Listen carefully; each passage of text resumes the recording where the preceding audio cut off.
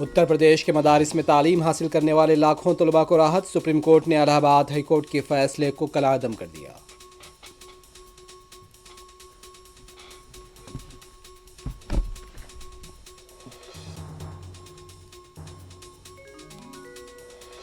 U P مدرسہ act کو آئینی قرار دینے کے سپریم کورٹ کے فیصلے کا مذہبی رہنماؤں اور سیاسی قائدین نے کیا خیر مقدم۔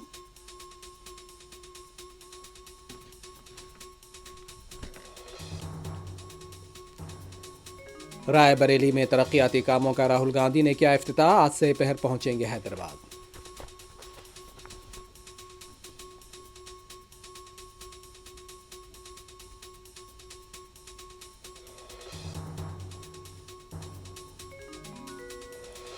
بالی ووڈ اداکار سلمان خان کو لارنس بشنوئی گینگ کا حوالہ دیتے ہوئے ملی ایک اور دھمکی، مندر آ کر معافی مانگنے اور 5 کروڑ روپے تاوان کا مطالبہ۔ حیدرآباد میں آٹو ڈرائیورز کا دھرنا چوک پر احتجاج، کے ٹی آر بھی آٹو میں پہنچ گئے۔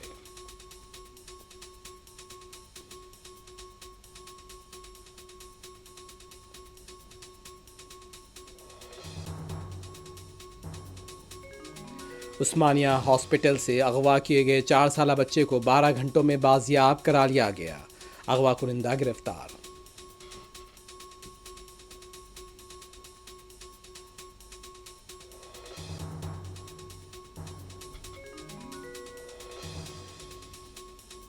وائٹ ہاؤس کے تخت پر کون بیٹھے گا، ٹرمپ یا کملا ہیرس؟ دنیا کی طاقتور ترین سیاسی شخصیات کے انتخاب کے لیے ووٹنگ شروع، دنیا بھر کی نظریں۔